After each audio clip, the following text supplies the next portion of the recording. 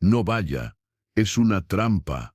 Yo los escuché, dijo la limpiadora, reteniendo del brazo al millonario que estaba a punto de ir a su reunión. Pero ¿cuál fue su respuesta? Se pudo evitar el desastre. Quédate para descubrirlo. Lo que ocurrió después cambió sus vidas para siempre. En un majestuoso edificio, tan alto que casi podía tocar las nubes, se celebraba un contrato que unía naciones. Por el futuro de Imperio Santoro y nuestra nueva alianza transcontinental, exclamó Julián Santoro, alzando una copa de cristal de Baccarat que costaba más que el alquiler anual de la mayoría de sus empleados. El sonido del cristal, chocando, resonó en la sala de juntas del piso 50, un espacio que parecía flotar sobre las nubes de la ciudad. Las paredes de vidrio templado ofrecían una vista panorámica del horizonte urbano, pero la verdadera vista estaba sobre la inmensa mesa de caoba africana, un contrato encuadernado en cuero azul marino, recién firmado con una pluma estilográfica de oro macizo. Julián, con apenas 32 años, se sentía el rey del mundo.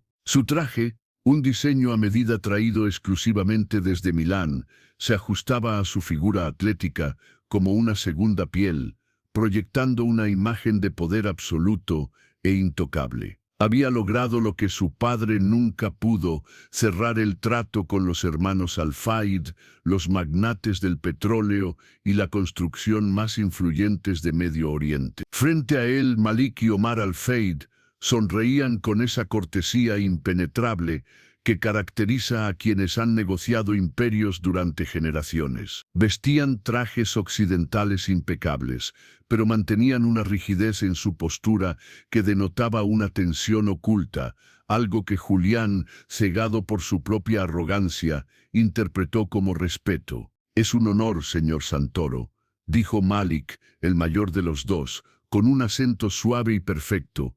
Su visión para la expansión en Dubái es audaz. Muy pocos hombres tienen el coraje para arriesgar tanto capital en una sola jugada. El riesgo es para los que no saben lo que hacen. Malik, respondió Julián, bebiendo un sorbo de champán vintage. Para mí, esto es simplemente el siguiente paso lógico. Mañana, cuando los titulares anuncien esta fusión, las acciones de Santoro se dispararán al cielo. Las risas llenaron la sala. Los asesores de Julián, un grupo de hombres y mujeres en trajes grises que asentían a todo lo que su jefe decía, se unieron a la celebración con carcajadas ensayadas. El ambiente olía a éxito, a dinero viejo y a ambición desmedida. En la esquina más alejada de la sala, casi mimetizada con las sombras de una planta decorativa, estaba Nadia. Nadie la miraba. Para los hombres poderosos en esa habitación, Nadia no era una persona, era una función. Llevaba el uniforme gris perla del servicio de limpieza, un delantal blanco inmaculado y el cabello recogido en una red invisible. Sus manos, enrojecidas por el uso constante de desinfectantes industriales, sostenían una bandeja plateada con la que recogía silenciosamente las copas vacías y las servilletas de lino desechadas. Nadia tenía 24 años, pero sus ojos oscuros y profundos cargaban con el peso de varias vidas. Trabajaba turnos dobles para enviar dinero a su madre enferma y ahorrar para terminar sus estudios de lenguas, un sueño que parecía cada vez más lejano entre el ruido de aspiradoras y el olor a cera para pisos. Se movía como un fantasma entre los ejecutivos, esquivando codos y gestos grandilocuentes. Su regla de oro era simple: ser invisible. Si no te ven, no te gritan. Si no te notan, no te despiden. «Excelente», Julián aplaudió, rompiendo el hilo de pensamientos de Nadia. «Señores, el helicóptero está listo en la azotea. Tengo una reserva en el restaurante giratorio para celebrar como se debe. El piloto nos espera. En 15 minutos estaremos brindando sobre la ciudad. Será un placer acompañarlo», dijo Omar Al-Fayed, inclinando levemente la cabeza. Julián se giró hacia su asistente personal. «Asegúrate de que la prensa tenga el comunicado a las 5 en punto. Ni un minuto antes, ni un minuto después». Quiero ver la cara de mis competidores cuando se enteren de que los Alfeid son míos. Nadia se acercó a la cabecera de la mesa para retirar la botella de champán vacía. Estaba justo detrás de las sillas de los hermanos Alfeid. El ruido de la celebración había disminuido ligeramente mientras los ejecutivos comenzaban a recoger sus maletines y tablets. Fue en ese instante de relativa calma, protegido por el murmullo general y la música ambiental, que Malik se inclinó hacia su hermano Omar. Sus rostros estaban serios. Sus sonrisas se habían desvanecido en el momento en que creyeron que la atención de Julián estaba en otra parte. «Bi Mujarrad an yartafi al-Julikuptar, Sayafshal al-Nizam al-Aidruliki», susurró Malik. Su voz era baja, gutural, un susurro que se deslizó por el aire acondicionado como una serpiente venenosa. Nadia se congeló. Su mano, a punto de tomar una copa de cristal, se detuvo en el aire. El mundo a su alrededor pareció detenerse.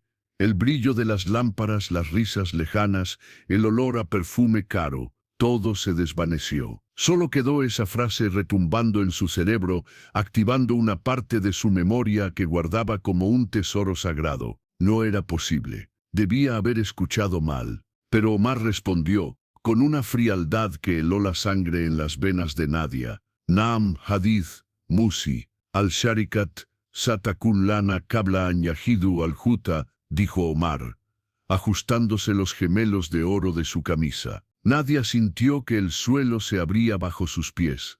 No había error, no era una confusión. Había crecido escuchando esas palabras, esa cadencia, esa música antigua en la voz de su bisabuelo Ibrahim. En cuanto suba al helicóptero, los frenos hidráulicos fallarán, había dicho Malik. Sí, un accidente lamentable. La empresa será nuestra antes de que encuentren el cuerpo, había respondido Omar. El terror la golpeó con la fuerza de un impacto físico. Su corazón comenzó a latir desbocado, golpeando contra sus costillas como un pájaro atrapado. Miró a Julián Santoro. El joven millonario estaba de pie, riendo de algún chiste, completamente ajeno a que los hombres, a los que acababa de estrechar la mano, habían firmado su sentencia de muerte. Iban a matarlo, allí mismo, en la azotea de su propio edificio. La mente de Nadia gritó, «No te metas, eres nadie. Si hablas, te destruirán. Recuerda la regla, sé invisible». Pero entonces la voz de su bisabuelo Ibrahim resonó en su memoria, tan clara como si el anciano estuviera parado a su lado. «El silencio ante la injusticia te hace cómplice, Habibti. El miedo es humano, pero el honor es divino». Nadia vio cómo los hermanos Alfeid se levantaban, sonriendo de nuevo, poniéndose sus máscaras de socios perfectos. Julián les indicaba el camino hacia el ascensor privado que llevaba directamente al helipuerto. «Señor Santoro, nosotros no podremos acompañarlo en el helicóptero porque aún tenemos pendientes, pero lo veremos allá puntuales. Iremos en nuestro auto». «Muy bien, caballeros. En ese caso, pueden retirarse. Yo llegaré en un instante», dijo Julián con galantería. «El cielo me espera». Mientras todos salían y Julián esperaba su turno para salir, Nadia sintió que veía a un hombre desfilar hacia su muerte. Soltó la bandeja que sostenía. El estruendo de la plata y el cristal rompiéndose contra el suelo de mármol fue ensordecedor. Julián se giró hacia ella y frunció el ceño, su sonrisa de triunfo transformándose en una mueca de fastidio. «¿Qué demonios?», empezó a decir Julián. Nadia no esperó. No recogió los cristales, no pidió perdón. Rompió el protocolo, rompió su invisibilidad y rompió la distancia que la separaba de su patrón. Corrió hacia él. «Señor Santoro», gritó, su voz desgarrándose por la urgencia. «No, no suba». Julián se paralizó. «¿Qué significa esto?», preguntó Julián, su voz gélida. Nadia llegó hasta él, jadeando, y cometió el pecado capital. Lo tocó. Aferró la manga de su saco italiano de $5,000 con sus manos desesperadas. «Es una trampa», suplicó Nadia, mirándolo directamente a los ojos, buscando desesperadamente un rastro de humanidad, de duda. No suba ese helicóptero. Por favor, escúcheme, ellos quieren matarlo. El silencio que siguió fue absoluto, denso, cargado de incredulidad. Julián miró la mano de Nadia en su brazo. Miró la mancha invisible que su contacto dejaba en su perfección. Luego miró su rostro, sudoroso y aterrorizado. No vio la advertencia. Solo vio la suciedad invadiendo su mundo dorado. Soltó una risa. Una risa corta, seca y cruel. ¿Matarme?, repitió Julián, como si fuera el chiste más absurdo del mundo. ¿De qué estás hablando, mujer? ¿Has estado bebiendo los restos de las copas que limpias? Señor, los escuché cuando hablaron en árabe, insistió Nadia, las lágrimas comenzando a brotar de la frustración. Los hermanos Al-Feid, que habían notado la demora de Julián en salir, volvieron y escucharon en silencio cuando ella le decía que no suba al helicóptero. Entonces Malik Al-Feid dio un paso adelante. Su rostro era una máscara de ofensa digna. Señor Santoro, ¿es esta la clase de personal que emplea?, preguntó Malik con un tono de desprecio exquisito. ¿Una mujer histérica que interrumpe a sus socios? Ella se sobresaltó al verlos. Había sido descubierta por potenciales asesinos, delatándolos, pero ya no podía echarse para atrás, debía enfrentarlos ahora. Dijeron que los frenos hidráulicos fallarán. Dijeron que será un accidente. Señor, por favor, créame. Omar Al-Feid soltó una carcajada relajada, sacudiendo la cabeza. Pobre muchacha. Debe estar alucinando por los vapores de los químicos de limpieza. Julián, esto es vergonzoso, la vergüenza. Eso fue lo que detonó a Julián. No el peligro, sino la vergüenza de verse expuesto a una escena tan vulgar frente a sus nuevos socios internacionales. Su ego, inflado y frágil, no podía tolerar que una limpiadora cuestionara su control, su seguridad, su momento de gloria. Con un movimiento brusco y violento, Julián sacudió el brazo, lanzando a Nadia hacia atrás. Ella tropezó con sus propios pies y cayó dolorosamente sobre el piso duro, golpeándose la cadera. «Quítame las manos de encima», rugió Julián, su rostro rojo de ira. «¿Quién te crees que eres? ¿Tú? Una simple limpiadora cree que sabe lo que dicen mis socios. Estás loca». Nadia se levantó a medias, apoyándose en sus codos, el dolor físico, eclipsado por el terror de lo que iba a suceder. «No estoy loca. Sé lo que dijeron. Lo sé. Mi bisabuelo era...». «No me importa quién era tu bisabuelo», la cortó Julián, señalándola con un dedo acusador. «Me importa que has arruinado mi traje y has insultado a mis invitados. Seguridad». Dos guardias de seguridad, hombres grandes con trajes negros y auriculares, aparecieron casi instantáneamente, como si hubieran brotado de las paredes. «Sáquenla de aquí», ordenó Julián, arreglándose la solapa del saco con gestos nerviosos. «Y asegúrense de que nunca más vuelva a pisar este edificio. Está despedida. Despedida». Los guardias agarraron a Nadia por los brazos, levantándola del suelo como si fuera una muñeca de trapo. «No, suéltenme», gritó Nadia, pataleando inútilmente. «Señor Santoro, se lo ruego, va a morir. No suba, es una trampa». Julián se giró hacia los Al-Feid, recuperando su compostura con un esfuerzo visible, poniendo su mejor sonrisa de disculpa. «Caballeros, les ruego me perdonen. Es difícil encontrar buen servicio hoy en día. La gente pobre, siempre buscando drama para llamar la atención». «No se preocupe, Julián», dijo Malik, con una sonrisa que no llegaba a sus ojos. «Dado este incidente, para que esté más tranquilo, lo acompañaremos hasta que aborde el helicóptero». Los tres hombres entraron al ascensor. Julián presionó el botón del ático. Las puertas de acero pulido comenzaron a cerrarse lentamente, convirtiéndose en un espejo que reflejaba la escena final. Nadia, siendo arrastrada hacia la salida de servicio, gritando verdades que nadie quería escuchar. «Señor Santoro», fue el último grito desgarrador de Nadia antes de que las puertas del ascensor se sellaran con un suave ding. encerrando a Julián en su ataúd volador. Julián suspiró, mirando su reflejo en el metal. Se veía impecable de nuevo. ¡Qué locura!, murmuró. «¿De verdad?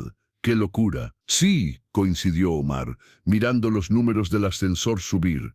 «Una verdadera lástima que la gente no sepa cuál es su lugar». Mientras el ascensor ascendía hacia el cielo nublado, llevando a Julián hacia su destino fatal, en el pasillo de abajo, Nadia luchaba contra los guardias. Las lágrimas corrían por su rostro, no por el despido, no por la humillación, sino por la impotencia absoluta de saber la verdad y ser condenada por ella. Los guardias la empujaron hacia la puerta de las escaleras de emergencia. «Calla, loca. Tienes suerte de que el señor no llame a la policía», gruñó uno de ellos. Nadia se quedó allí, en el rellano frío de la escalera, con el eco de sus propios gritos aún vibrando en el aire. Le dolía el cuerpo, le ardía el orgullo, pero sobre todo le pesaba el corazón. Podía irse a casa, abrazar a su madre y olvidar a ese hombre arrogante que la había tratado como basura. Él había elegido su destino, él se había burlado de ella, merecía lo que le pasara. Pero entonces cerró los ojos y vio la cara de Ibrahim.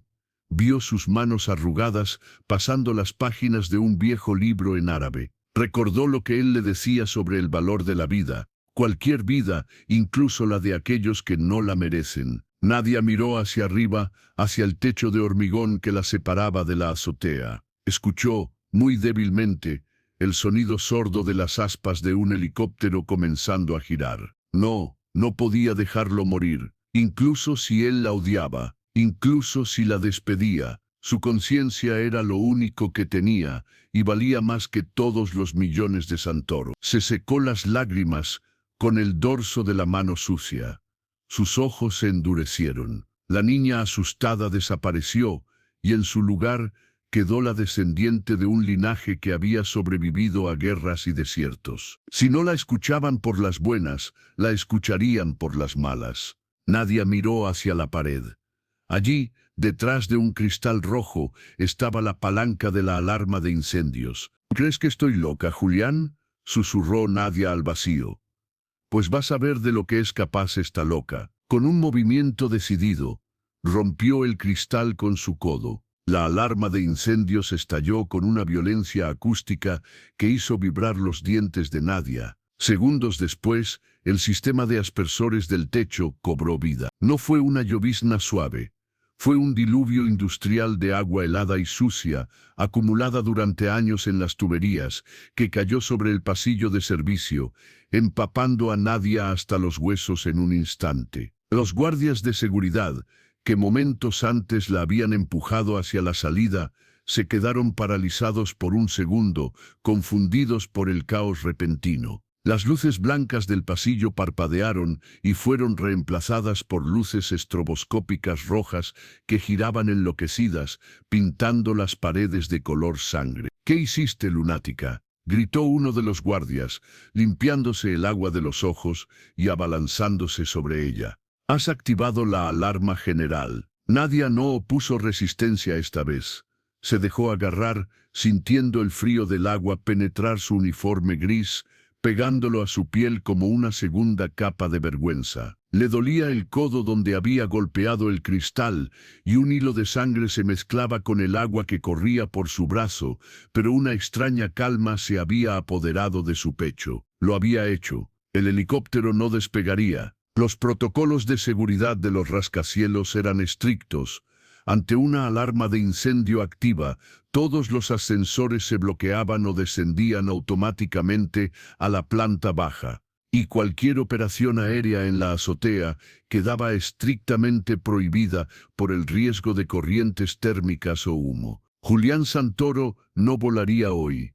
La odiaría, la demandaría, tal vez la enviaría a la cárcel, pero estaría vivo para hacerlo. Mientras el guardia la esposaba con bridas de plástico, apretándolas con saña innecesaria, la mente de Nadia se desconectó del dolor físico y viajó atrás en el tiempo. El olor a agua rancia y metal oxidado del pasillo se desvaneció, reemplazado por el aroma cálido y picante del cardamomo y el tabaco de pipa. Estaba de nuevo en la pequeña sala de estar del apartamento de su infancia, sentada en la alfombra raída a los pies del sillón de terciopelo verde de su bisabuelo Ibrahim. Ibrahim no era un hombre rico en dinero, pero era un millonario en historias. Había llegado al país con nada más que una maleta de cuero y un dominio de 5 idiomas que le había permitido sobrevivir en un mundo hostil. Tenía las manos manchadas de tinta y los ojos del color de las aceitunas negras,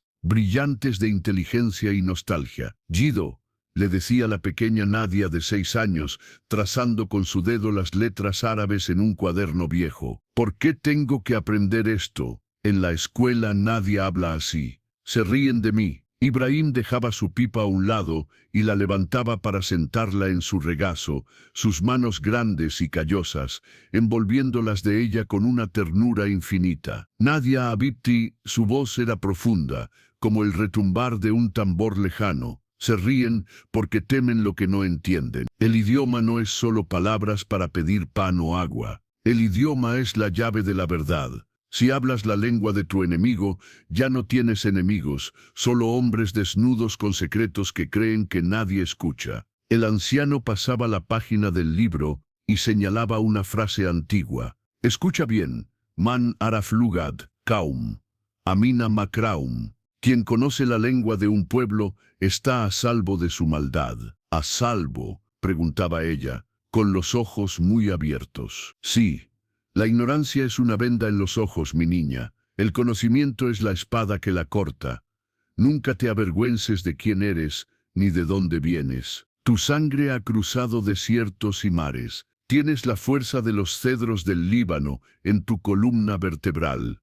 Aunque el mundo te obligue a arrodillarte para limpiar sus suelos, tu espíritu debe permanecer de pie. El recuerdo era tan vívido que Nadia casi podía sentir el calor de la mano de su bisabuelo en su hombro. Él había muerto hacía años, pero su legado, ese conocimiento inútil del que sus amigas se burlaban, acababa de convertirse en el arma más poderosa dentro del Imperio Santoro. Un tirón brusco la trajo de vuelta a la realidad. «Camina», ladró el guardia, empujándola hacia las escaleras. «El jefe de seguridad quiere verte abajo. Vas a pagar cada centavo de los daños, maldita sea. Y reza para que no te carguen los costos de la operación de los bomberos». Nadia bajó los escalones tropezando, con el agua escurriendo de su cabello y nublándole la vista. No le importaba el dinero, no tenía nada que le pudieran quitar, excepto su dignidad, y esa ya la había empeñado para salvar a un hombre que la miraba como si fuera un insecto. Mientras tanto, 49 pisos más arriba, la situación era un caos de lujo arruinado. El ascensor privado de Julián Santoro se había detenido con una sacudida brusca entre el piso 48 y el 49. Las luces elegantes de la cabina se apagaron y fueron reemplazadas por una iluminación de emergencia tenue y amarillenta. Una voz sintética y calmada anunció por los altavoces: «Atención, alarma de incendio activada, protocolo de seguridad en curso. El ascensor descenderá a la planta baja. Por favor, mantengan la calma». «¡Maldición!», gritó Julián, golpeando la pared de acero pulido con el puño. El movimiento hizo que el champán en su estómago se revolviera. No podía creerlo. El momento cumbre de su carrera, la salida triunfal hacia el cielo, interrumpida por una miserable alarma. «Lo siento mucho, caballeros», dijo Julián, girándose hacia los hermanos Al-Feid. Su propia voz sonaba tensa en el espacio confinado. «Debe ser un error técnico, un sensor defectuoso. En cuanto bajemos, rodarán cabezas». Malik Al-Feid no parecía molesto. De hecho, parecía extrañamente tenso, pero no por la alarma. Intercambió una mirada rápida con Omar. El plan del helicóptero se había frustrado. La falla hidráulica programada no podría ocurrir si la nave no despegaba. «Es inconveniente», dijo Omar, alisándose el traje. «Pero la seguridad es lo primero. ¿No es así, Julián?» «Por supuesto», respondió Julián, forzando una sonrisa. «Solo es un retraso. Iremos en coche. Mi chofer nos llevará al restaurante. Nada va a arruinar esta noche». El ascensor comenzó a descender lentamente, demasiado lento para el gusto de Julián. Cada piso que bajaban era un minuto más de humillación, un minuto más en el que su imagen de control absoluto se desmoronaba frente a sus nuevos socios. Y en el fondo de su mente, una duda irritante empezaba a picar. Esa chica, la limpiadora, había gritado algo sobre una trampa. Había mencionado el helicóptero, y minutos después, la alarma salta justo para impedir que suban. ¿Coincidencia? ¿O venganza? Es una resentida, pensó Julián, apretando la mandíbula. Lo hizo a propósito. Sabía que me iría y activó la alarma para arruinarme la noche. Va a desear no haber nacido. Cuando las puertas del ascensor finalmente se abrieron en el vestíbulo principal, la escena era dantesca. El lobby de mármol blanco, usualmente un templo de silencio y elegancia corporativa, era un pandemonio. Cientos de empleados evacuaban el edificio, empapados por los aspersores que habían convertido el atrio en una piscina resbaladiza. Las sirenas de los camiones de bomberos ya se escuchaban acercándose por la avenida. Julián salió del ascensor, flanqueado por los Alfeid. Su traje italiano estaba seco, gracias a que el ascensor era hermético, pero su humor estaba empapado de furia. «Quiero al responsable», gritó Julián, su voz resonando sobre el ruido de la multitud. «Quiero saber quién activó esa maldita alarma». El jefe de seguridad, un hombre corpulento con cara de bulldog, corrió hacia él, chapoteando en el agua. Llevaba a alguien sujeto del brazo. «Señor Santoro», jadeó el jefe. «La tenemos. Fue ella. La atrapamos junto a la caja de alarma del piso 50. Rompió el cristal». Julián bajó la mirada. Allí, empapada, temblando de frío pero con la cabeza erguida, estaba Nadia. Su uniforme gris se pegaba a su cuerpo, revelando su fragilidad, pero sus ojos negros ardían con una intensidad que lo desconcertó por un segundo. La rabia de Julián estalló. Olvidó a los socios, olvidó el protocolo, olvidó que estaba en público. «¡Tú!», bramó, avanzando hacia ella hasta quedar a centímetros de su cara. «¿Te das cuenta de lo que has hecho? ¿Tienes idea de cuánto cuesta detener este edificio por una hora? Millones. Has causado pérdidas millonarias solo por un berrinche de niña pobre». Nadia no retrocedió. El agua goteaba de su nariz y barbilla, mezclándose con las lágrimas que se negaba a derramar de nuevo. «No fue un berrinche», dijo ella, su voz firme a pesar del castañeteo de sus dientes. «Le salvé la vida». «Cállate».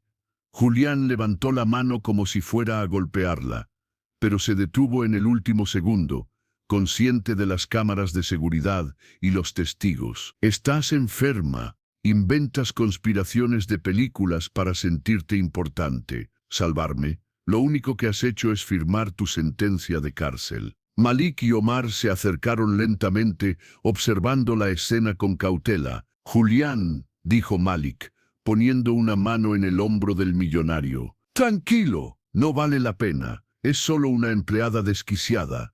Déjala a la policía y vámonos. El coche debe estar esperando». Julián respiró hondo, tratando de calmar su corazón desbocado.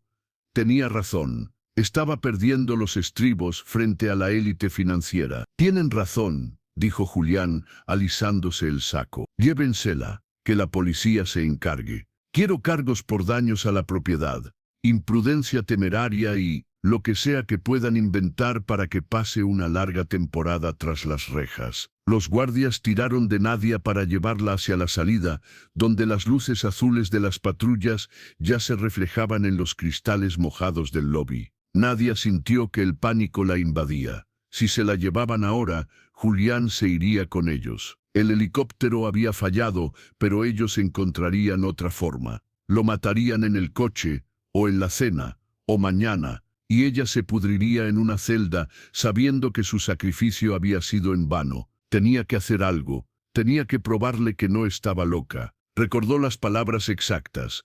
La frase que Omar había dicho con tanta arrogancia en la sala de juntas. Justo cuando los guardias la arrastraban cerca de los hermanos Alfeid, Nadia clavó sus talones en el suelo mojado, frenando en seco. Giró la cabeza y miró directamente a los ojos de Omar al-Fayed. Y entonces gritó. No en español, gritó en la lengua de los reyes del desierto, con la dicción perfecta que Ibrahim le había grabado a fuego en el alma. Sukt al-Malik Sayakun Sud al-Diab. La frase cortó el aire húmedo del lobby con más filo que cualquier cuchillo. La caída del rey será el ascenso de los chacales. El efecto fue instantáneo y devastador. Omar al-Fayed se detuvo en seco, como si hubiera recibido un disparo invisible. Su rostro, habitualmente controlado, palideció de golpe.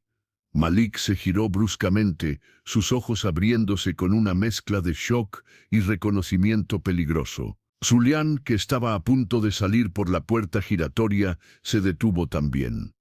No entendía las palabras, pero entendió la reacción. Vio el miedo en los ojos de sus socios.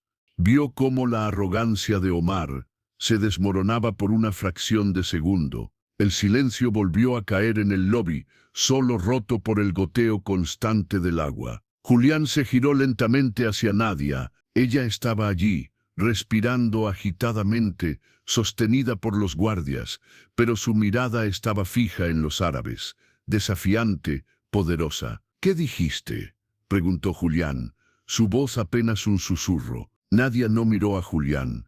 Mantuvo sus ojos clavados en los de Omar, sosteniendo el duelo de miradas. «Pregúnteles a ellos, señor Santoro», respondió Nadia en español, con voz clara. «Pregúnteles qué significa. Es lo que dijeron cuando creían que la limpiadora ignorante no podía escucharlos». Omar recuperó su compostura, aunque una gota de sudor traicionera bajaba por su sien. Estaba balbuceando tonterías en una lengua que no conoce Julián. Son sonidos sin sentido. Vámonos. Pero Julián Santoro no había llegado a la cima siendo estúpido.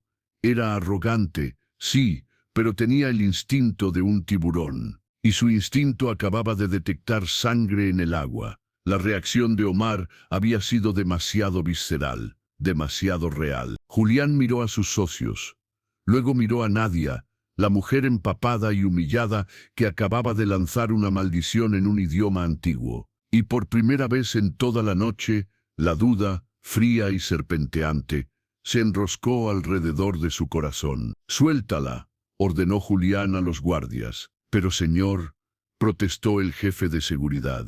«Dije que la sueltes», gritó Julián. Los guardias la soltaron. Nadia se frotó las muñecas doloridas, pero no huyó. Se quedó allí, de pie en el charco de su propia desgracia, esperando el veredicto. «Nadie se va a ninguna parte», dijo Julián, su mirada oscilando entre los árabes y la empleada. «De repente, tengo mucha curiosidad por saber idiomas». Sus ojos grises, normalmente fríos y calculadores, ahora escaneaban los rostros de sus socios con la precisión de un láser buscando microfisuras en una estructura de acero. Omar al-Fayed soltó una risa nerviosa, un sonido breve y agudo que murió casi al instante. Se pasó un pañuelo de seda por la frente, secando una mezcla de agua de los aspersores y sudor frío. «Por favor, Julián», dijo Omar, recuperando su tono condescendiente, «esto es ridículo».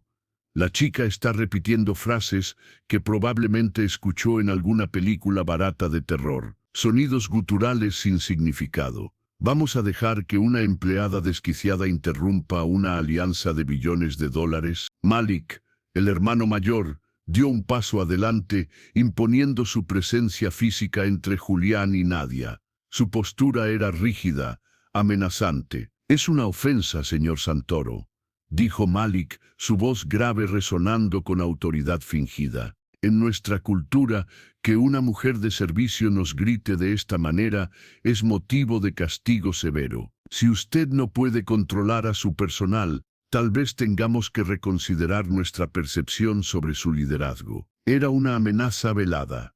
Una táctica de negociación clásica, atacar el ego del oponente para distraerlo. En cualquier otro día, Julián habría caído en la trampa. Habría ordenado que se llevaran a Nadia para demostrar su poder.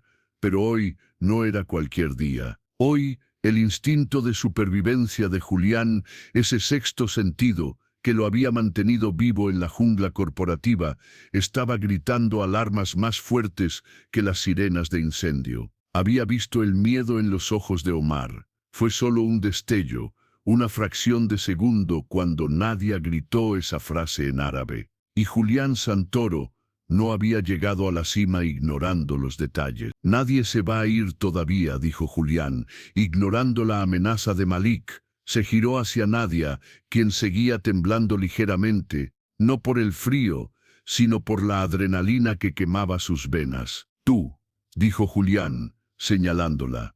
Repítelo, en español. ¿Qué significa exactamente lo que acabas de gritar? Nadia tragó saliva. Su garganta estaba seca, rasposa. Sabía que estaba caminando sobre la cuerda floja, suspendida sobre un abismo. Si fallaba, si titubeaba, los Alfeid convencerían a Julián de que estaba loca y su destino estaría sellado. Miró a Omar a los ojos, desafiante. Recordó a Ibrahim, su bisabuelo, sentado en su sillón, diciéndole que la verdad era un león. No necesitas defenderla, solo necesitas dejarla libre. Significa, la caída del rey será el ascenso de los chacales, dijo Nadia, su voz ganando fuerza con cada sílaba. Es un proverbio antiguo, pero no lo usaron como proverbio, señor Santoro, lo usaron como una sentencia. Se giró hacia Julián, ignorando la mirada asesina de Malik. Lo dijeron en la sala de juntas, justo después de que usted se diera la vuelta para celebrar. En cuanto suba al helicóptero, los frenos hidráulicos fallarán. La empresa será nuestra antes de que encuentren el cuerpo. Esas fueron sus palabras exactas. No es una película ni una locura, es un asesinato. El silencio que siguió fue sepulcral. Los empleados que aún quedaban en el lobby, los guardias de seguridad, incluso el recepcionista, todos contenían la respiración. Miente, bramó Omar, perdiendo finalmente su compostura. Es una calumnia. Seguramente es una espía corporativa enviada por su competencia. Quiere sabotear el trato. ¿Sabotear? Intervino Julián, arqueando una ceja. ¿Por qué una espía me salvaría la vida, impidiendo que suba a un helicóptero defectuoso?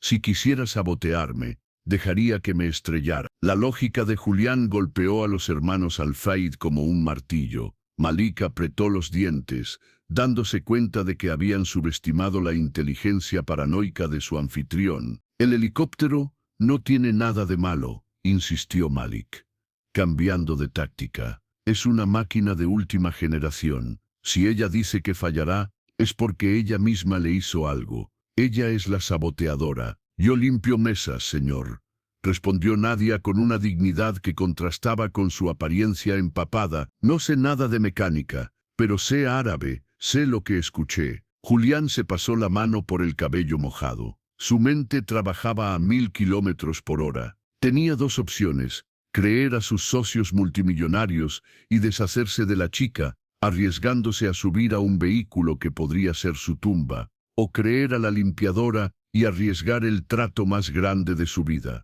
Pero había una tercera opción. Una opción que le permitiría probar la verdad sin mostrar sus cartas. Sacó su teléfono, un dispositivo encriptado de última generación, y escribió un mensaje: Capitán, cambio de planes. La alarma de incendios ha bloqueado el despegue. Quiero que haga una revisión completa de la aeronave, específicamente el sistema hidráulico de los frenos y el rotor principal. Quiero un informe en 10 minutos. No toque nada, solo inspeccione. La tensión en los hombros de Omar era visible. Malik mantenía su cara de póker, pero sus manos estaban cerradas en puños apretados a los costados. Esto es un insulto, dijo Malik en voz baja. Revisar su propio helicóptero basándose en los delirios de una sirvienta. Nos vamos, Julián. El trato sigue en pie, pero nuestra paciencia se ha agotado. Nos veremos mañana, si es que decide actuar como un hombre de negocios serio. Los hermanos se dieron la vuelta para marcharse hacia la salida, donde su limusina y escoltas seguramente esperaban. Esperen, la voz de Julián fue un látigo. ¿Nos estás reteniendo?, preguntó Omar, girándose con incredulidad. Los estoy invitando, corrigió Julián con una sonrisa gélida. Teníamos una cena programada, ¿recuerdan? En el restaurante giratorio. El helicóptero no puede volar, pero mi coche está en la entrada. Iremos juntos. Ya dijimos que iríamos en nuestro propio vehículo, dijo Malik rápidamente. Insisto. Julián avanzó hacia ellos, invadiendo su espacio personal. Es mi ciudad, es mi celebración, es mi coche blindado. Además, quiero compensarles por este desagradable incidente. Luego, hizo algo que nadie esperaba. Se giró hacia los guardias de seguridad que aún vigilaban a Nadia. Y ella viene con nosotros. Nadia levantó la cabeza de golpe. ¿Qué, señor Santoro? Empezó el jefe de seguridad. He dicho que viene con nosotros, repitió Julián. Su tono no admitía discusión. Si ella está mintiendo, quiero que esté presente cuando el informe del mecánico confirme que el helicóptero está perfecto. Entonces la entregaré personalmente a la policía por terrorismo industrial. Y si dice la verdad, bueno, querré que me explique cómo aprendió árabe clásico limpiando pisos. Era una jugada maestra. Julián mantenía a sus enemigos cerca y a su posible salvadora bajo control. Si los Al-Fayed se negaban a subir al coche con ella, confirmarían su miedo. Si aceptaban, Julián tendría el control del entorno. Esto es absurdo, escupió Omar. No viajaré en el mismo coche que esta sucia.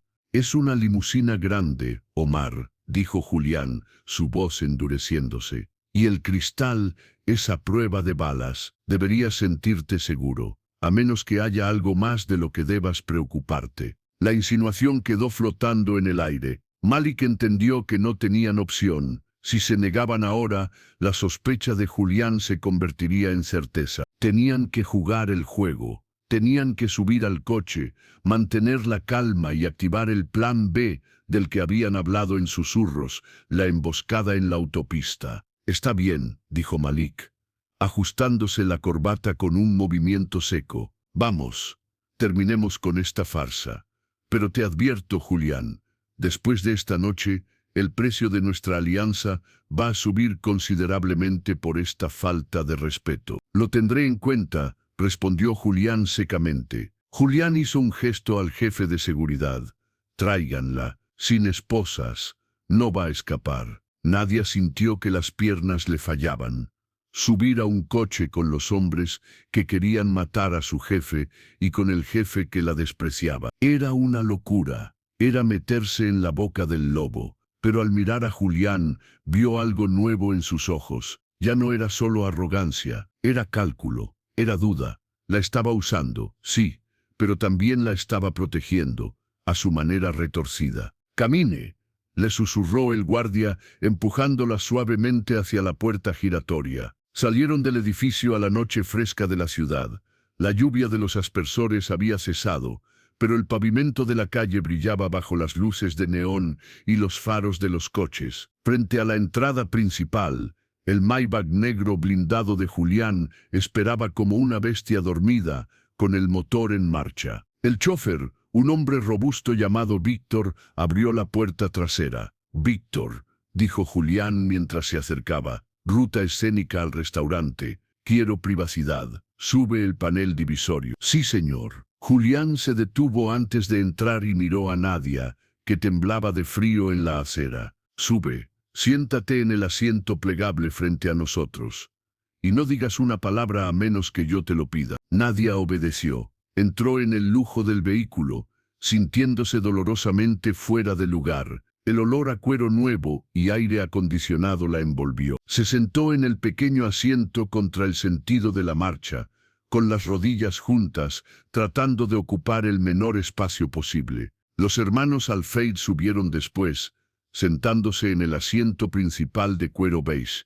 Julián se sentó a su lado. La puerta se cerró con un sonido pesado y hermético, sellándolos en una cápsula de silencio y tensión. El coche arrancó suavemente, deslizándose por el tráfico de la ciudad. Dentro el ambiente era irrespirable. Malik y Omar miraban por la ventana, evitando la mirada de Nadia, quien los observaba fijamente desde su rincón. Julián sacó una botella de agua de la mini nevera y bebió un trago largo, observando a sus socios por encima del borde de la botella. «Tienen una cultura fascinante», dijo Julián de repente, rompiendo el silencio. «Siempre he admirado la complejidad de su idioma. Dicen que el árabe tiene cientos de palabras para camello, pero también cientos para traición.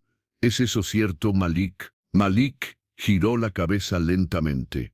Sus ojos eran dos piedras de obsidiana. «El árabe es un idioma de poetas y guerreros, Julián. Tenemos palabras para todo lo que importa en la vida. La lealtad es una de ellas». «La lealtad», repitió Julián, saboreando la palabra. Un concepto caro hoy en día. Nadie vio cómo Omar metía la mano discretamente en su bolsillo y sacaba su teléfono móvil. Lo hizo con movimientos lentos, tratando de no llamar la atención. Sus dedos volaron sobre la pantalla, escribiendo un mensaje rápido. Nadie sabía lo que estaba pasando.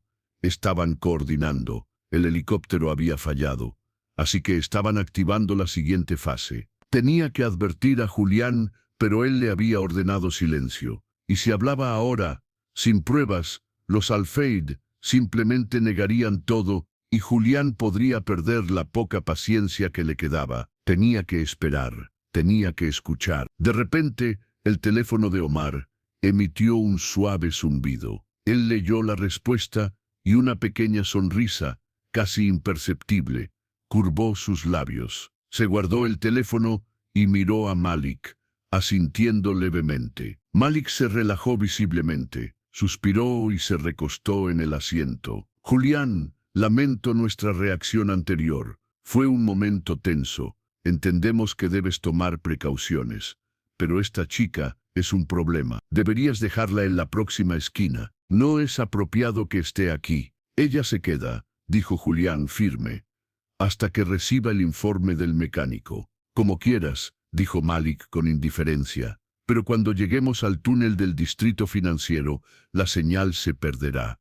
Espero que tu mecánico llame antes». Nadia sintió un escalofrío. El túnel, el distrito financiero, estaba a solo unos kilómetros.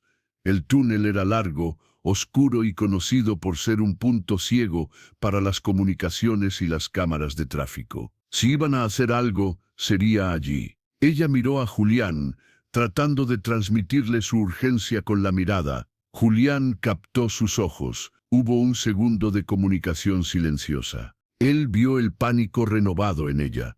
Vio la advertencia. Julián miró hacia el frente, hacia el panel que lo separaba del chofer. Presionó un botón en el reposabrazos que activaba el intercomunicador con Víctor. «Víctor, ¿cuánto falta para el túnel?» «2 minutos, señor», respondió la voz del chofer. Julián asintió. Se giró hacia los Al-Fayed con una sonrisa que no mostraba los dientes. «Saben, he estado pensando en lo que dijo ella, sobre los chacales y los reyes. Es curioso. Mi padre siempre me decía que en los negocios no hay amigos, solo intereses alineados». «Tu padre era un hombre sabio», dijo Omar, mirando su reloj. «Pero a veces los intereses cambian». «Exacto», dijo Julián. «Los intereses cambian. Y las rutas también». Julián presionó el botón del intercomunicador de nuevo. «Víctor, no tomes el túnel. Desvíate por la avenida de la costa. Quiero ver el mar». Los rostros de Malik y Omar cambiaron instantáneamente. La máscara de calma se agrietó. «Eso nos retrasará 20 minutos», protestó Omar, su voz subiendo una octava. «Tenemos hambre, Julián. El túnel es más rápido». «No tengo prisa», respondió Julián, observando su reacción con fascinación clínica. «¿Por qué tanta urgencia por entrar a un túnel oscuro, Omar? ¿Tienen miedo a la luz?» Malik se inclinó hacia adelante, su mano deslizándose hacia el interior de su saco. «Julián, deja de jugar. Toma el túnel. Es una cuestión de seguridad. No nos gusta estar expuestos en avenidas abiertas». Nadia vio el movimiento de la mano de Malik. Vio el bulto bajo la tela fina de su traje. No era una cartera, era un arma. «Tiene un arma», gritó Nadia, rompiendo su voto de silencio. Todo sucedió en un instante. Malik sacó una pistola negra con silenciador. Julián, reaccionando por puro reflejo, se lanzó hacia un lado, pero el espacio era reducido. Víctor, gritó Julián. El coche dio un bandazo violento. Víctor, escuchando el caos, giró el volante bruscamente. El Maybach pesado derrapó, lanzando a todos hacia un lado. El disparo de Malik salió desviado, impactando en el asiento de cuero, donde un segundo antes había estado el pecho de Julián. El sonido fue un paf sordo, absorbido por el aislamiento del coche. Nadia fue arrojada contra la puerta. Omar se abalanzó sobre Julián, tratando de sujetarlo para que su hermano pudiera apuntar de nuevo. «Mátalo ahora», gritó Omar en árabe. «Mátalo antes de que lleguemos a la avenida». Julián luchaba golpeando y pataleando, pero eran 2 contra 1 en un espacio confinado. Malik levantó el arma de nuevo, apuntando a la cabeza de Julián. Nadia no pensó. No había tiempo para el miedo, solo había tiempo para la acción. Vio la botella de agua de cristal grueso que Julián había dejado en el portavasos. La agarró con ambas manos y con un grito que venía desde las raíces de sus ancestros, se lanzó hacia adelante. Estrelló la base de la botella contra la muñeca de Malik con todas sus fuerzas. Se escuchó el crujido de un hueso. Malik aulló de dolor y el arma cayó al suelo del coche. «Conduce, Víctor. Sácanos de aquí», gritó Julián, liberándose del agarre de Omar con un codazo brutal en la nariz. El coche aceleró, el motor budoce rugiendo como un dragón despertado. Nadia se tiró al suelo, buscando el arma entre los pies de los hombres que luchaban. Sus manos tocaron el metal frío. «La tengo», jadeó Nadia. Levantó la pistola. Sus manos temblaban, pero apuntó directamente al pecho de Malik. «Siéntense», gritó Nadia, sorprendiéndose por la ferocidad de su propia voz. «Siéntense y no se muevan, o les juro que disparo». Malik y Omar se quedaron congelados, miraron a la limpiadora, a la mujer invisible, que ahora sostenía su vida en la punta de un cañón. Miraron a Julián, que se frotaba el cuello magullado, con una mirada de furia homicida. El interior del Maybach blindado se había transformado en una olla a presión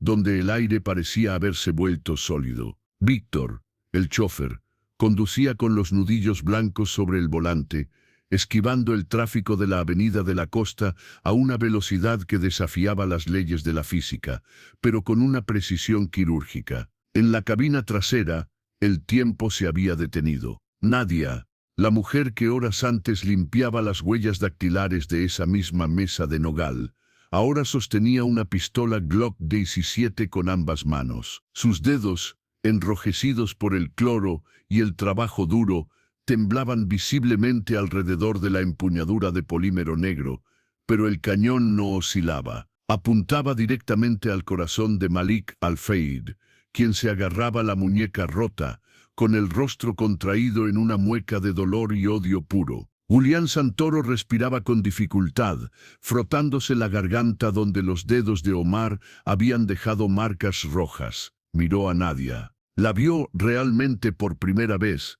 No vio el uniforme gris, ni el delantal manchado, ni el cabello desordenado. Vio a una guerrera que había surgido de la nada para interponerse entre él y la muerte. «Nadie se mueva», repitió Nadia, su voz quebrada por la adrenalina, pero cargada de una autoridad que no le pertenecía por contrato, sino por derecho de sangre. «Señor Santoro, tome el teléfono de Omar.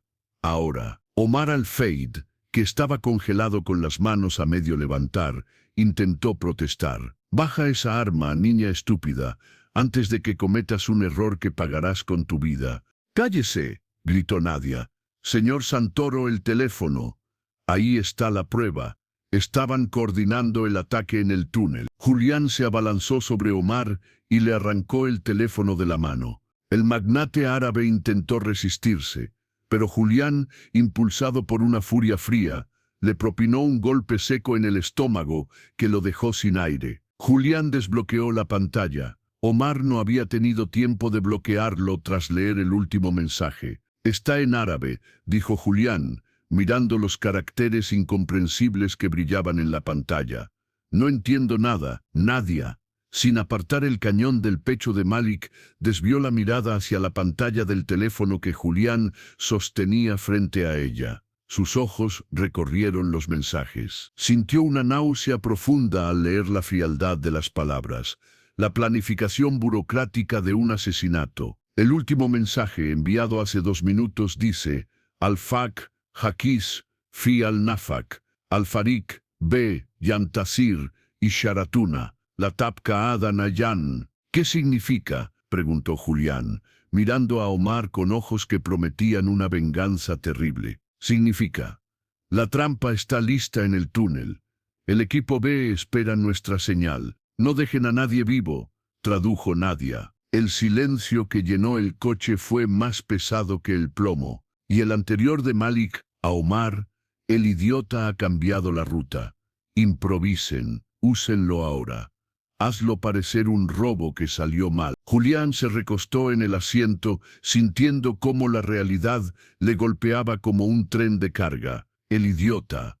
Así lo llamaban. El genio financiero, el hombre del año, reducido a un idiota en un mensaje de texto mientras brindaban con su champán. Se giró hacia Malik, quien gemía abrazando su muñeca rota. Un robo que salió mal, susurró Julián. Iban a matarme y a tirar mi cuerpo en la autopista como si fuera basura, ¿verdad? Después de firmar el contrato, después de darles acceso a mis cuentas. Son negocios, Julián, escupió Malik, el dolor rompiendo su máscara de civilidad. Siempre fueron negocios. Tu empresa está sobreextendida. Necesitabas nuestro capital. Nosotros solo necesitábamos tu infraestructura. Eras un obstáculo necesario que se volvió innecesario. ¿Por qué?, preguntó Julián, con una curiosidad mórbida. Podían haber comprado la empresa. Porque el orgullo es caro, intervino Omar, recuperando su arrogancia a pesar de estar desarmado. No vendías, querías ser socio. Querías sentarte a la mesa con nosotros como un igual. Pero no eres un igual, Santoro. Eres un niño jugando con dinero nuevo. Nosotros somos dueños de la historia. Dueños de la historia.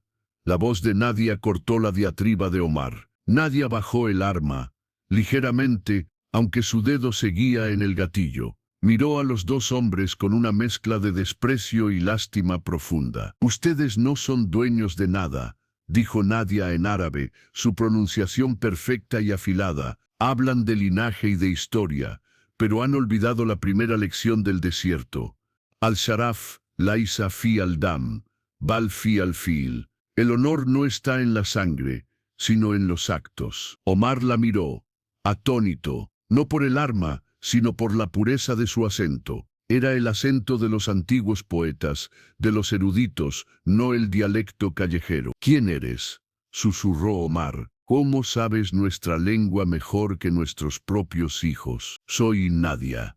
Soy la bisnieta de Ibrahim al-Khatib, un hombre que huyó de su tierra porque hombres como ustedes, chacales disfrazados de reyes, quemaron su hogar por poder. Él limpió baños en este país durante 40 años para que nuestra familia pudiera comer. Pero él era más rey que ustedes dos juntos, porque él nunca tuvo que matar para sentirse grande. Julián observaba a Nadia. En ese momento, la limpiadora desapareció por completo. La jerarquía del mundo se había invertido dentro de ese coche. El millonario y los magnates eran espectadores. La mujer con el uniforme sucio era la única que poseía la verdad y la fuerza moral. De repente, el teléfono de Omar comenzó a sonar. Una llamada entrante. El nombre en la pantalla decía: Equipo B. El coche seguía avanzando a toda velocidad por la avenida costera, alejándose del túnel, pero el peligro no había pasado. Si el equipo B se daba cuenta de que habían fallado, vendrían a cazarlos. Contesta, dijo Julián, tomando el teléfono. Ponlo en altavoz.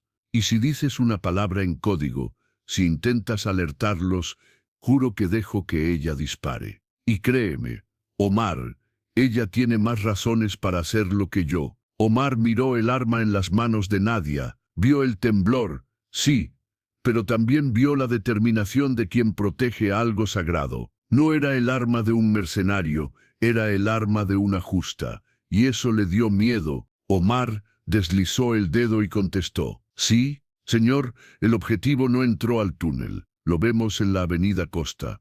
Procedemos a la intercepción, estamos a 2 minutos. La voz al otro lado era profesional, militar. Julián miró a Nadia, ella asintió, entendiendo cada palabra. Diles que aborten, susurró Julián, presionando el cañón de la pistola que le había quitado suavemente a Nadia contra la pierna de Omar. Omar tragó saliva, el sudor le caía por la frente. No, dijo Omar al teléfono, su voz temblorosa, aborten. El objetivo está, alerta. Hay policía, retírense. Señor, tenemos visual. Podemos neutralizarlo ahora. He dicho que se retiren, gritó Omar. Es una orden. Regresen a la base. Entendido, retirándonos. La llamada se cortó. Julián soltó el aire que había estado reteniendo en sus pulmones. Se dejó caer contra el respaldo del asiento, pasando la pistola a su mano izquierda. Víctor, dijo Julián al intercomunicador. ¿Escuchaste eso? Fuerte y claro, señor, respondió la voz tensa del chofer. Ya he alertado a la seguridad privada de la mansión y a la policía estatal. Nos están esperando en el kilómetro 40. Estamos a salvo. La palabra salvo pareció romper el hechizo que mantenía a Nadia en pie. La adrenalina abandonó su cuerpo de golpe, dejándola vacía, agotada y aterrorizada por lo que acababa de hacer. Había golpeado a un hombre, había apuntado con un arma, había secuestrado una situación de alto riesgo. El arma se le resbaló de los dedos y cayó sobre la alfombra de lana del coche. Nadia se cubrió la cara con las manos y comenzó a sollozar. No eran llantos de debilidad, sino la liberación de una tensión insoportable. Julián miró a los Alfeid, que estaban encogidos en su esquina, derrotados y humillados. Luego miró a Nadia. Lentamente Julián se inclinó hacia adelante, recogió la pistola y la aseguró. Luego hizo algo que jamás había hecho en su vida. Se quitó su saco, ese saco italiano de $5,000 que tanto le había preocupado manchar horas antes, y lo colocó sobre los hombros de la limpiadora. Nadia, dijo Julián. Su voz era suave, desprovista de la arrogancia habitual. Mírame. Nadia levantó la cabeza. Sus ojos estaban rojos, su cara manchada de lágrimas y suciedad. Lo siento, señor, susurró. Lo siento, yo no quería causar problemas. Solo. No quería que muriera. ¿Problemas? Julián soltó una risa incrédula, casi histérica. Nadia, acabas de salvar mi vida, mi empresa y probablemente mi alma. Me has dado la lección de humildad más brutal de la historia. Se giró hacia Malik y Omar. Mírenla, ordenó Julián, su voz endureciéndose como el acero. Mírenla bien, porque esta mujer, a la que llamaron loca, a la que yo desprecié, vale más que todo su maldito petróleo. Ustedes tienen dinero, pero son pobres. Ella no tiene nada, y acaba de demostrarnos qué es la verdadera riqueza. El coche comenzó a desacelerar. A lo lejos, las luces azules y rojas de las patrullas de policía iluminaban la noche, esperando en el arcén. Era el final del trayecto, pero el comienzo de algo diferente. Julián volvió a mirar a Nadia. Me dijiste que tu bisabuelo te enseñó que el idioma es la llave de la verdad. Nadia asintió, secándose las lágrimas con la manga de seda del saco de Julián. Sí, tenía razón, dijo Julián. He estado sordo toda mi vida, Nadia. Escuchaba adulaciones, escuchaba mentiras, escuchaba lo que quería oír. Pero hoy, gracias a ti, finalmente he escuchado la verdad. El coche se detuvo. Víctor abrió la puerta desde fuera. El aire fresco de la noche entró en la cabina, limpiando el olor a miedo y violencia. Julián salió primero. Los policías se acercaron con las armas desenfundadas, apuntando al coche, confundidos. «Baje el arma», gritó un oficial al ver la pistola en la mano de Julián. Julián levantó las manos, dejando el arma en el suelo con cuidado. «Tranquilos, soy Julián Santoro. Los hombres en el asiento trasero son criminales internacionales. Intentaron asesinarme. Tengo sus confesiones grabadas en sus propios teléfonos. Arréstenlos. Mientras los policías sacaban a Malik y Omar, esposándolos y leyéndoles sus derechos en medio de gritos de protesta diplomática, Julián se quedó junto a la puerta abierta del coche. Le tendió la mano a Nadia. «Ven», le dijo. Nadia tomó su mano. El contacto fue cálido, firme. Julián la ayudó a salir del coche. De pie en el arcén de la autopista, bajo el destello de las sirenas, Julián Santoro y Nadia, la bisnieta de Ibrahim, observaron cómo se llevaban a los reyes destronados. «¿Sabes qué es lo más irónico?», dijo Julián, mirando al horizonte donde las luces de la ciudad brillaban. «Pasé años buscando socios que hablaran mi idioma de negocios, avaricia, poder, conquista. Y la única socia que valía la pena estaba limpiando mis huellas en silencio». Se giró hacia ella. «Tengo una pregunta, Nadia, y quiero la verdad. Dígame, ¿por qué?» Julián parecía genuinamente confundido. «Después de cómo te traté, después de que te despedí, después de que te humillé frente a todos, podrías haber dejado que me subiera a ese helicóptero. Podrías haberte ido a casa y ser libre de un jefe tirano. Podrías haberte negado a subir al vehículo conmigo. ¿Por qué arriesgar tu vida por mí?» Nadia miró el cielo nocturno. Pensó en Ibrahim. Pensó en la guerra de la que él huyó y en cómo siempre le decía que el odio es una cadena que te ata a tu enemigo, pero la compasión es las alas que te liberan. «Porque mi bisabuelo me enseñó una última cosa, señor Santoro», dijo Nadia suavemente. «Inna al-karam laisa fi etama. Yasida anahatik. Balfi etama, tatahu». Julián esperó fascinado. ¿Qué significa? La generosidad no consiste en dar lo que te sobra, sino en dar lo que necesitas. Yo necesitaba mi orgullo, necesitaba mi seguridad, pero usted necesitaba su vida. Y la vida de un hombre, cualquier hombre, vale más que mi orgullo. Julián se quedó sin palabras. Sintió un nudo en la garganta que ninguna negociación millonaria le había provocado jamás. Se dio cuenta de que era un hombre pequeño parado junto a una gigante. «Gracias», fue lo único que pudo decir. Y por primera vez en su vida, la palabra no sonó vacía. Un oficial de policía se acercó con una libreta. «Señor Santoro, necesitamos tomar declaración a todos los testigos». «¿Quién es la señorita? Es parte de su equipo de seguridad». Julián miró a Nadia, envuelta en su saco, con el mentón en alto a pesar del cansancio. «No, oficial», dijo Julián, poniendo una mano protectora en la espalda de Nadia. «Ella no es seguridad. Ella es mi salvadora. Y a partir de esta noche es mi asesora principal. Trátela con el respeto que se merece una reina». El jefe de policía se acercó a Julián, cerrando su libreta. «Tenemos todo lo que necesitamos por ahora, señor Santoro. Las grabaciones en los teléfonos son condenatorias, y con su testimonio y el de la señorita», el oficial miró a Nadia con respeto. «No creo que estos dos vean la luz del sol en mucho tiempo. Los cargos van desde conspiración para cometer asesinato hasta terrorismo corporativo». «Gracias, capitán», dijo Julián, su voz ronca.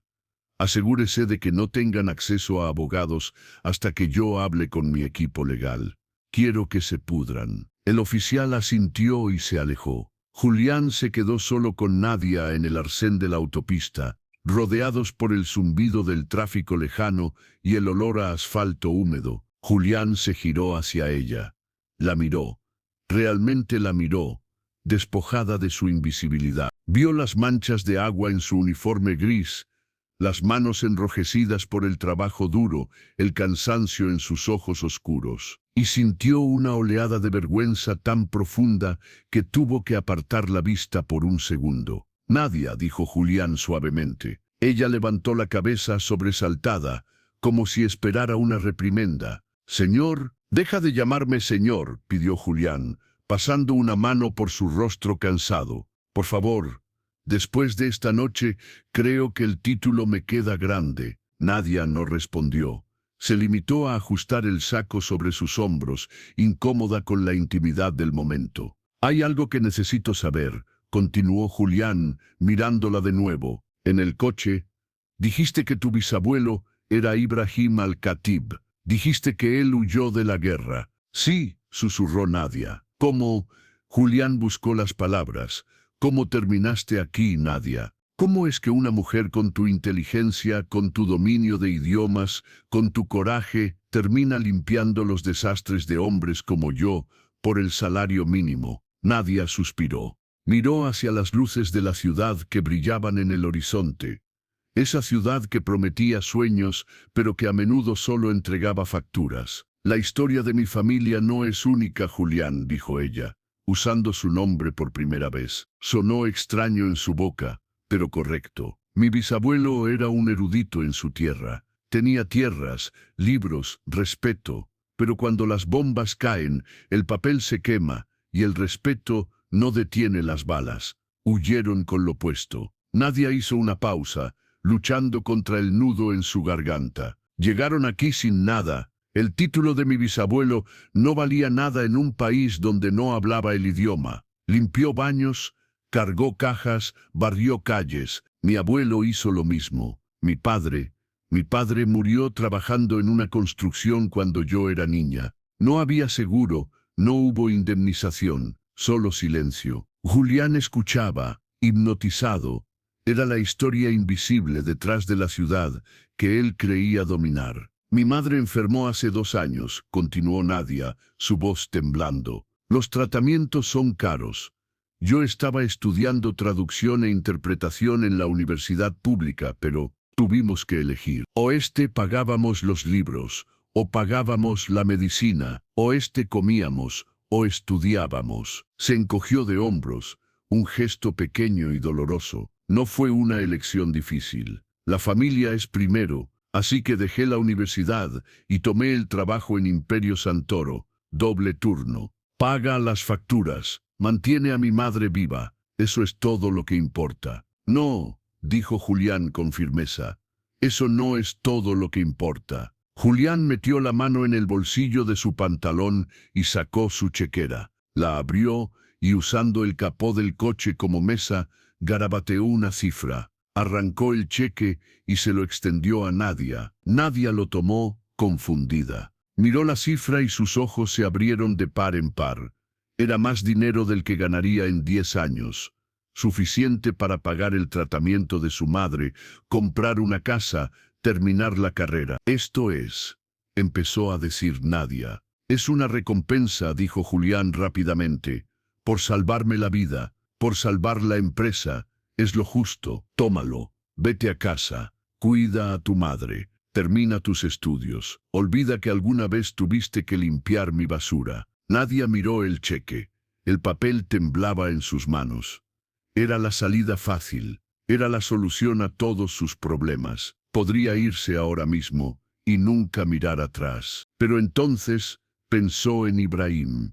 Pensó en la dignidad con la que él llevaba su pobreza. Pensó en lo que él le diría si la viera aceptar dinero de un hombre que, hasta hace 1 hora, ni siquiera sabía su nombre. Lentamente, Nadia extendió la mano y le devolvió el cheque a Julián. Julián parpadeó atónito. ¿Qué haces? ¿No es suficiente? Puedo duplicarlo. Puedo. No se trata de la cantidad, Julián, lo interrumpió Nadia con suavidad. No lo hice por dinero. No lo salvé para cobrar una recompensa. Lo hice porque era lo correcto. Lo hice porque mi bisabuelo me enseñó que si ves una injusticia y no haces nada, eres parte de ella. Pero, tu madre, tus estudios, balbuceó Julián, incapaz de procesar que alguien rechazara una fortuna. Encontraré la manera, dijo Nadia, con la barbilla en alto. Siempre lo hemos hecho. Pero no voy a tomar su dinero como si fuera una limosna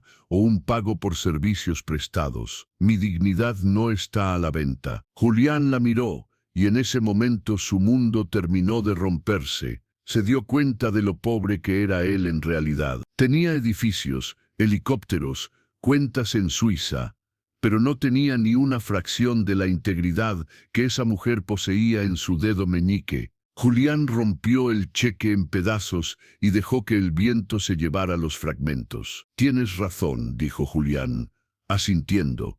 Tienes toda la razón. El dinero es lo único que sé dar, y es insultante ofrecértelo ahora. Se enderezó, ajustándose la corbata deshecha. Su rostro adquirió una expresión nueva, una seriedad que no tenía nada que ver con los negocios y todo que ver con el respeto. Nadia, dijo Julián formalmente, no quiero darte dinero, quiero ofrecerte un trabajo. Nadia lo miró con recelo. ¿Un trabajo? A partir de mañana quiero contratarte como mi asesora de enlace internacional y consultora cultural. Nadia soltó una risa incrédula. ¿Cómo podría desempeñar ese puesto? No tengo título, no tengo experiencia. Tienes algo que ningún MBA de Harvard puede enseñar, replicó Julián, señalando el lugar donde se habían llevado a los Al-Faid. Tienes instinto, tienes honor, tienes la capacidad de ver la verdad cuando todos los demás estamos ciegos por la ambición. Y hablas idiomas que abren puertas o cierran trampas.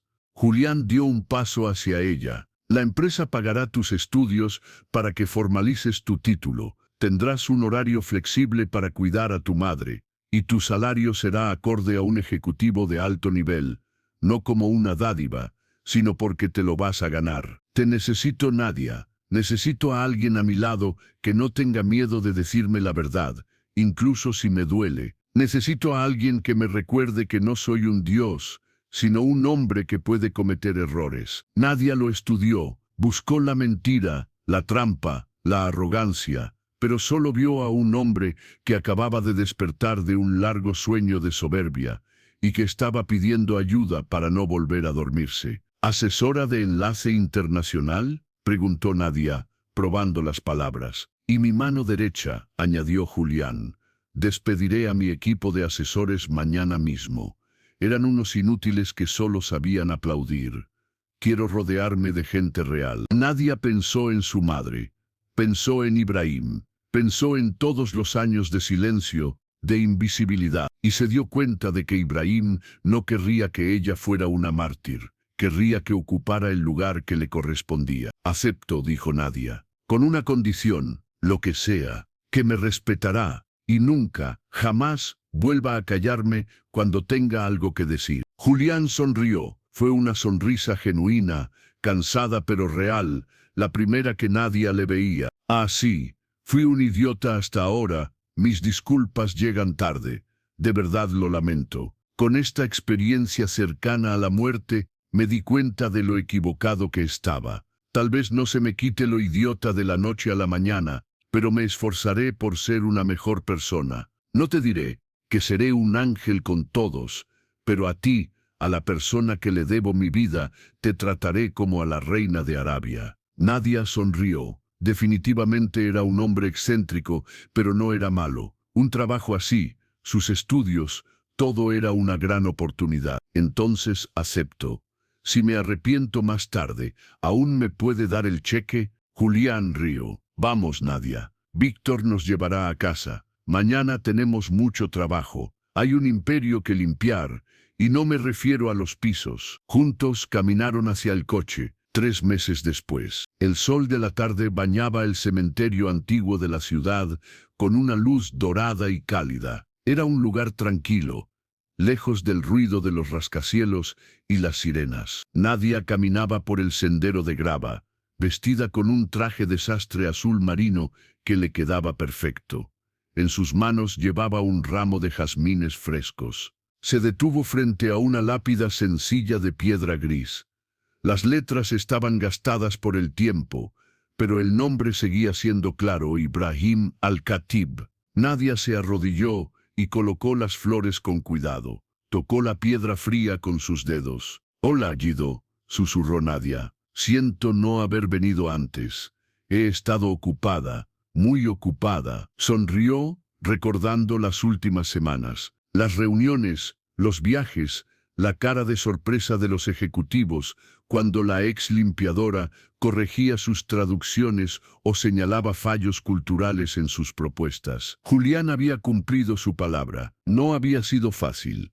Había tenido que estudiar el doble, trabajar el triple y soportar miradas de envidia. Pero cada noche llegaba a casa y veía a su madre recibiendo el mejor tratamiento médico, tranquila, sin miedo al futuro. Tenías razón, abuelo, dijo Nadia, con lágrimas brillando en sus ojos. El idioma es la llave, pero no solo del conocimiento, es la llave de la dignidad.